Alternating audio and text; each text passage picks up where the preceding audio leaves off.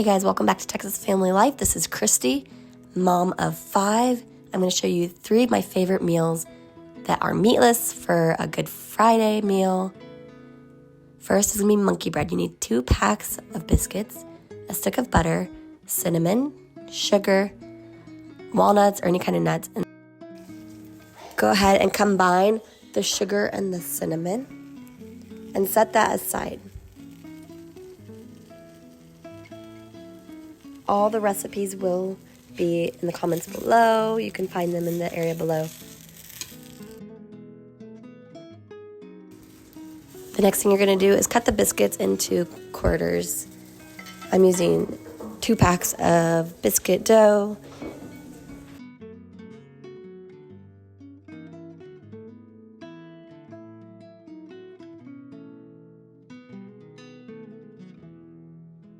Next, you're going to chop some nuts. It can be walnuts, it can be pecans, anything you like.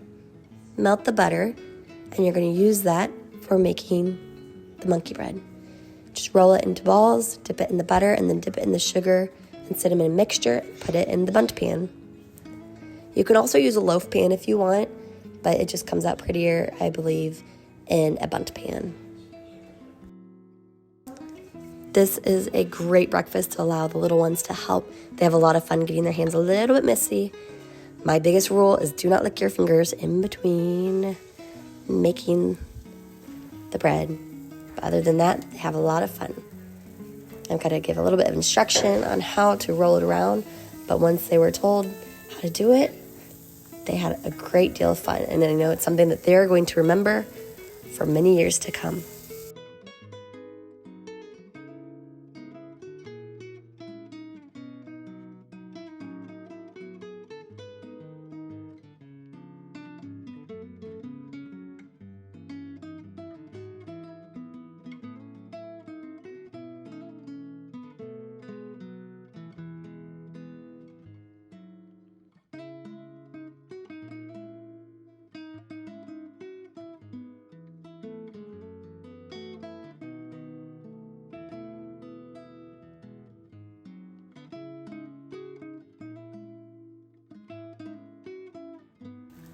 When you run out of the biscuit dough, you're going to go ahead and just pour the remaining cinnamon sugar and the butter on top. And I did put the nuts in between each layer. You're going to bake this at 350 for about 30 minutes. Then your next task is finding a plate big enough to flip your monkey bread onto. I used my cutting board. And sometimes there's extra juices that flow out, so you got to be very careful. But there you have it. It pulls apart very nicely, and it's a good finger meal for the kids. I did drizzle some icing on it. It's just powdered sugar, milk, and butter. But that is nothing we've ever done before, so it was just extra special today. If you think that might be a little too much sugar for breakfast, go ahead and add some fruit. I did give them a banana as well. I like to always give fruit with breakfast if we happen to have some on hand. The next meatless meal is lunch, and it's just a basic quiche. I did not add any meats to it in order to make it meatless. You can add whatever vegetables you want. A lot of people do spinach. So I'm doing 6 eggs and about 1.5 cups of milk. I tried to get fancy and break them 2 at a time, which is kind of messy. So add your milk, your eggs, mix it together. I also added some fresh rosemary and some fresh thyme, but that is completely optional. It's just what we had in the garden. I added bell pepper. It would have been nice to have some red ones, just to add a little bit of color, but without it, it's fine. I added some garlic salt, some pepper, and then I also added some Italian seasoning at the end. Of course, I put some cheese in there, but that's optional too if you just want to make one big egg.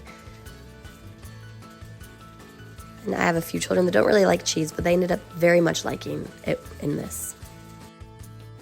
I did go ahead and pre-bake my pie crust for about 10 minutes just so it was not raw. So you're going to pour in the egg mixture.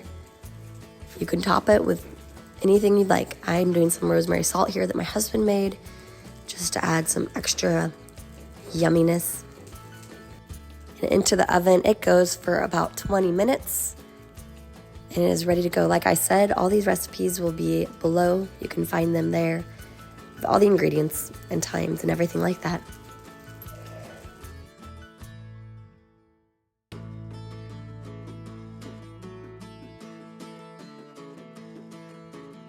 If you've enjoyed this video so far, please do like and subscribe.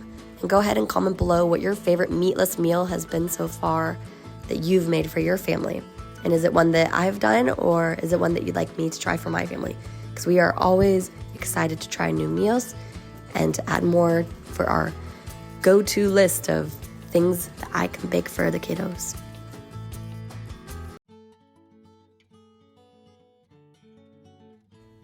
Our last meatless meal is some tuna rice and some crispy potatoes. These are so fun and so easy to make.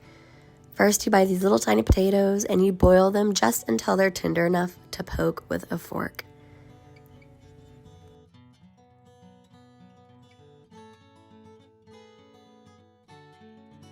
While the potatoes are going, I'm going to go ahead and get the rice going as well. So for the rice, you need about 2 cups of water and 2 tablespoons of butter. You're going to bring that to a boil. And then once that's boiling, you're going to add in 2 cans of tuna and a package of rice. Of course, you can use any kind of fish you'd like, but tuna is what we've got and it works so well. Once all the ingredients are added, you're just going to close the lid, turn it down to a simmer, and let it go for 20 minutes.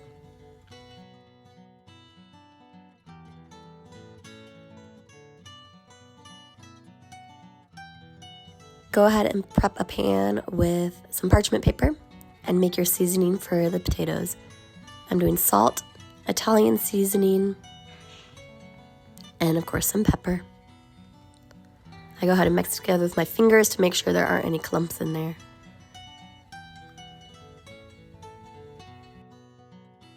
And once you can easily poke a potato, they are ready, just like this.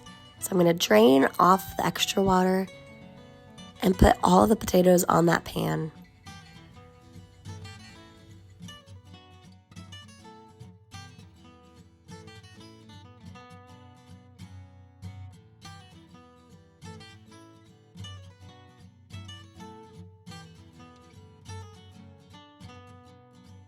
If you don't have a proper potato smasher, you can use the bottom of a jar like I'm doing here. This is a ramekin.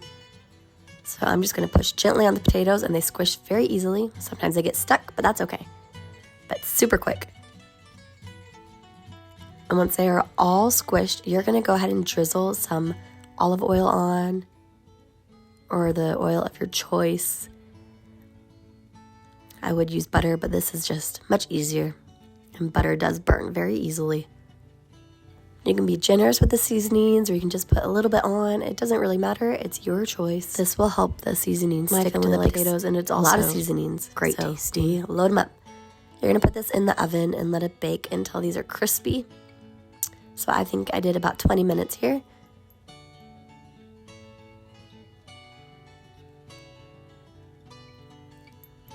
And then the rice is about ready right before the potatoes. So I go ahead and just dish that up.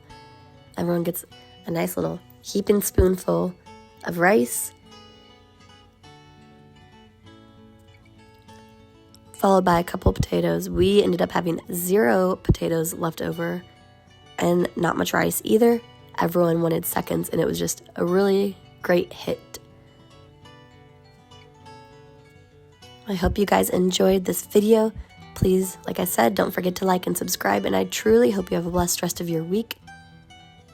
And don't forget to comment below what your favorite go-to meatless meal is. And if you're wondering why we don't eat meat on Fridays, it's because we're Catholic and we try to give up flesh on Friday just like Jesus gave up his flesh for us on a Friday.